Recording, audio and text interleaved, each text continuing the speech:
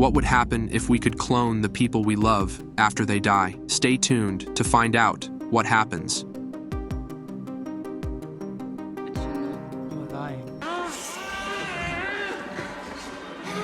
A luxurious car glides along a winding mountain road, carrying a couple, a radiant young bride in her wedding dress and her much older husband. The young woman, Elizabeth, is ecstatic, as her husband Henry has swept her away into a secret world, far from any troubles. Ahead lies their destination, a magnificent house nestled in the mountains, surrounded by towering trees and a clear blue sky. Upon arrival, they are greeted by the housekeeper, Claire, and a young man named Oliver. Elizabeth is captivated by the house's beauty, large glass windows, cozy interiors, and a sense of serene comfort. At the entrance, she notices stunning flowers, white orchids and lilies, and quickly realizes that Oliver is blind. The couple enjoys a lavish dinner that evening, attended by well-trained servants. The night concludes with love and romance. The next morning, Henry proudly shows Elizabeth around the house, boasting about its opulent decor, paintings, and exquisite art pieces. There is even a luxurious wardrobe brimming with fashionable outfits just for her. The house's layout is mesmerizing,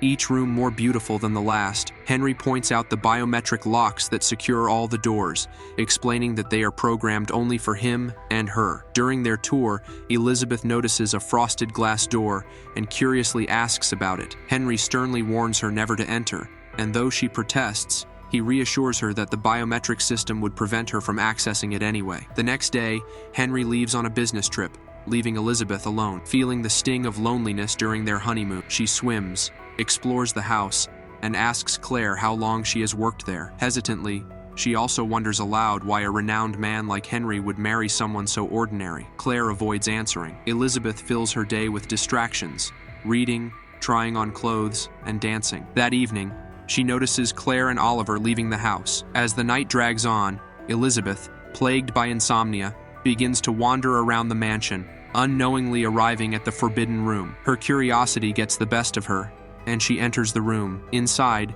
she finds what looks like a laboratory filled with sensors and equipment. When she presses a button on a nearby panel, a door opens, revealing a glass capsule. Inside is a young woman, eerily resembling Elizabeth, with a tube down her throat. Overcome with terror, Elizabeth flees the room, accidentally knocking over a table and cutting her finger on the glass. The next morning, Henry returns home. He plays the piano for Elizabeth but soon notices her distraction. When he sees her bandaged finger, he asks what happened, and Elizabeth brushes it off as an accident. But Henry is quick to accuse her of lying, unnerving her with his calm demeanor. Hurt by his accusations, Elizabeth tries to continue as normal, but her husband's perceptiveness rattles her. That night, Henry catches her sneaking around the house and confronts her about disobeying him by entering the forbidden room. Though Elizabeth tries to deny it, Henry insists that her disobedience alone is the issue. Terrified, she attempts to flee, but the house is locked. Henry pursues her, finally catching up and brutally throwing her down the stairs before striking her with a metal object. In the next scene, Henry, Claire, and Oliver are shown digging a grave in the yard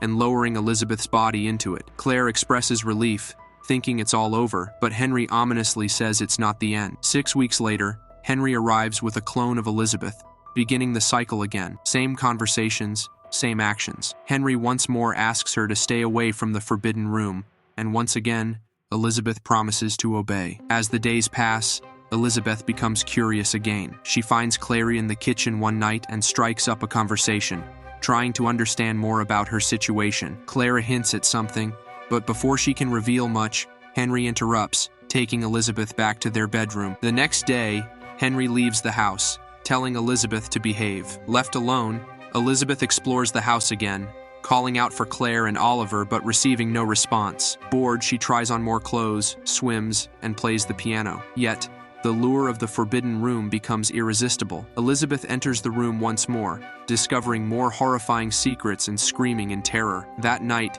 she has a nightmare in which the girl from the glass capsule, identical to her, rises from her chamber and approaches her. Meanwhile, Henry returns, noticing Elizabeth's fear. She retreats to the bathroom, but Henry realizes she has disobeyed him again. He bursts in, enraged, and begins to choke her. In desperation, Elizabeth kicks him and manages to escape. A frantic chase ensues throughout the mansion. In the kitchen, Elizabeth arms herself with knives, while Henry grabs a cloth soaked in ether. He plays the piano, luring her with music. But it's a trap, a recording. Henry sneaks up behind her and presses the cloth to her face. Just as it seems all is lost, Elizabeth stabs him, and they both collapse in a pool of blood.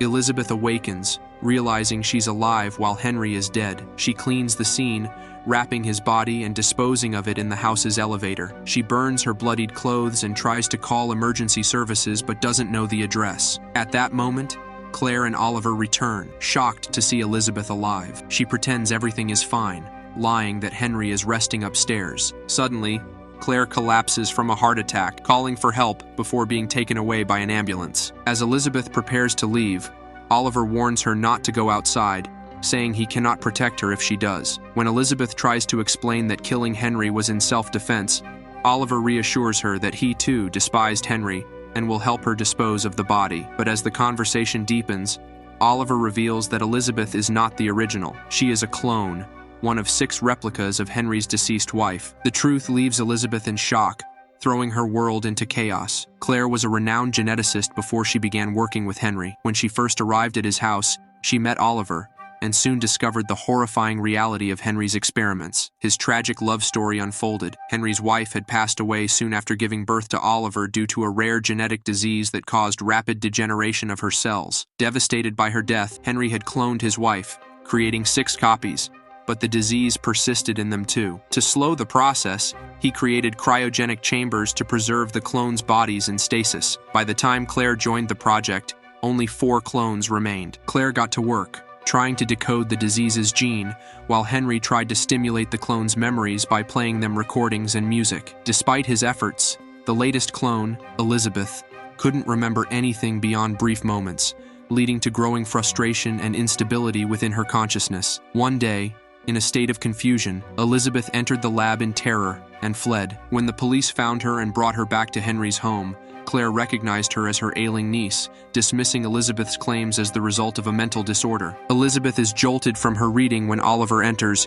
bringing her dinner and warning her to behave. Seizing the moment, she attacks him, demanding the code to unlock the door. Oliver reluctantly gives it to her. She hurries to the lab, finding Oliver working on the body of another Elizabeth clone. As he asks her to help hold up the clone's head, she becomes engulfed in visions of the past clone's memories. In a delirium, Elizabeth faints. When she awakens, she is chained to a bed, helpless, but determined to keep reading Claire's diary. In the pages, she learns how the project deteriorated, with Claire witnessing the clone's neurological decline. Henry was desperate, having wasted years on fruitless efforts, but Claire viewed him not as a scientist, but as a lover, hopelessly entangled in his grief. Oliver returns to the room, questioning Elizabeth about what Claire wrote about him. Elizabeth explains that Claire had an affair with Henry after the death of the 3rd clone, unaware that Henry had tampered with the genetic samples. Claire had managed to stop the disease, making the last remaining clones healthy. Oliver then shares his own memories, recalling how, in his childhood, he admired Elizabeth's beauty. Despite being able to see back then, Henry became jealous of Oliver's closeness to Elizabeth, and, in a fit of possessiveness, blinded him. As Oliver leaves, Elizabeth continues reading the diary. Claire wrote that she ended her affair with Henry, unable to compete with his obsession for Elizabeth. Despite her efforts, Henry's love was solely focused on recreating his lost wife. To her shock, Claire also uncovered the truth. Oliver was not Henry's son, but a clone of Henry himself, created out of fear that Elizabeth wouldn't love him as he aged. The next morning, Elizabeth wakes to the chilling sensation of scissors against her neck. Oliver demands she reveal what Claire wrote about him. She confesses that Claire believed him to be a clone of Henry. Oliver, enraged, claims that's not true, pointing to a birth certificate as proof. Elizabeth then seductively asks if he loves her, inviting him closer. As he approaches, overcome by desire, she overpowers him, choking him with her chains. She forces him to give her the keys and unlock the shackles. Suddenly, another Elizabeth enters the room, armed with a gun. The 2 clones stare at each other, identical in every way. Oliver tries to convince the newcomer that the Elizabeth in the room is sick and dangerous, but the 5th Elizabeth argues that they are both prisoners. Obeying Oliver, the 6th Elizabeth orders her counterpart to lie down, but when the 6th fires, she accidentally shoots Oliver, killing him and wounding the 5th clone. Wounded but determined, Elizabeth escapes the house. All the memories of her predecessors swirl in her mind, merging together in a confusing haze. In the distance, A gunshot rings out. The 6th Elizabeth has shot her double. The 5th clone takes her final breath, her vision fading as she sees her identical self hovering over her. Morning arrives, and the last remaining Elizabeth reads Clara's diary once more. In the final entry, Henry bequeaths all his possessions to Clara, stating that he never intended to kill Elizabeth, he only wanted to bring her back, but in doing so, he felt a strange joy in watching her die over and over again,